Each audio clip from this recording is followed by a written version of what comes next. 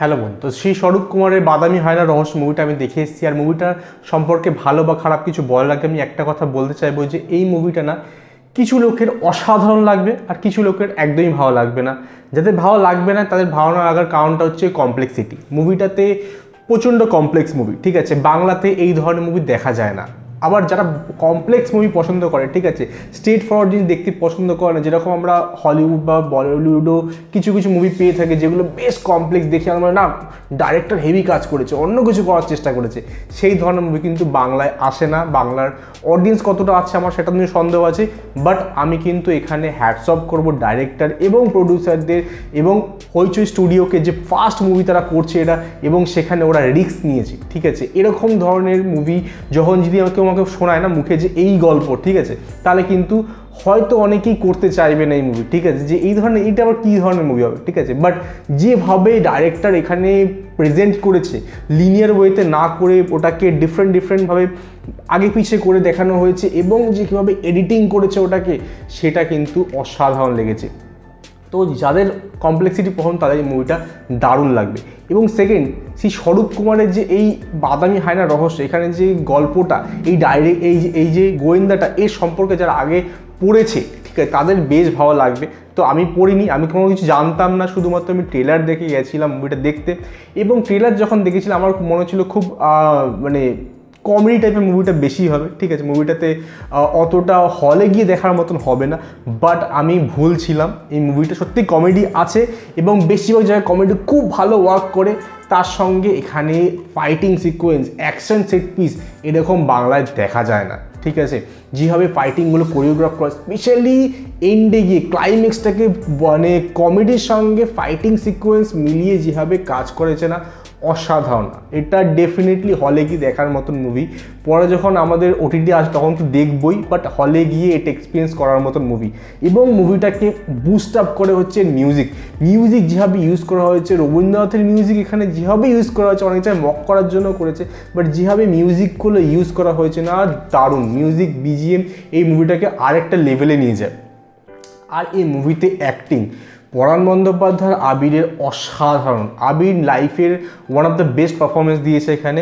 আর পরাণ বন্দ্যোপাধ্যায় মানে এই ক্যারেক্টারটা পরাণ বন্দ্যোপাধ্যায় আর কেউ করতেই পারতো না, ঠিক আছে। তো অসাধারণ লেগেছে।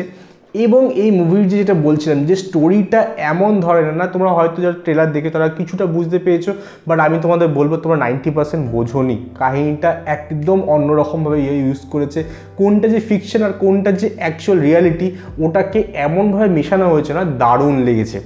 হ্যাঁ, কিছু কিছু জায়গায় তোমাদের আমি কমপ্লেন করছিলাম যখন ট্রেলার দেখার সময়, যে ভিএফএক্সের কাজ অত ভালো না। হ্যাঁ, সত্যি ভিএফএক্সে অত বাজেট নেই আমাদের বাংলা সিনেমার, তো সেগুলোকে একটুখানি চোখে আড়াল করতে হবে, ঠিক আছে। বাট তাছাড়া কাহিনীটা যে ইউজ করা হয়েছে, যে কমপ্লেক্সিটি ইউজ করা হয়েছে, যেভাবে এডিটিং করা হয়েছে, মিউজিক যেভাবে ইউজ করা হয়েছে, অসাধারণ লাগবে। মুভিটা ফার্স্ট হাফটায় কিছুটা তোমাদের বুঝতে অসুবিধা হতে পারে কমপ্লেক্সিটির জন্য, কিন্তু সেকেন্ড হাফটাকে তুমি বুঝতে পারবে। একটুখানি তোমার সেকেন্ড হাফটা লেন্দি মনে হবে, আর একটুখানি কম্প্যাক্ট করা যেতে পারতো, বাট একটু লেন্দি মনে হওয়া ছাড়া অন্য কোনো প্রবলেম লাগবে না।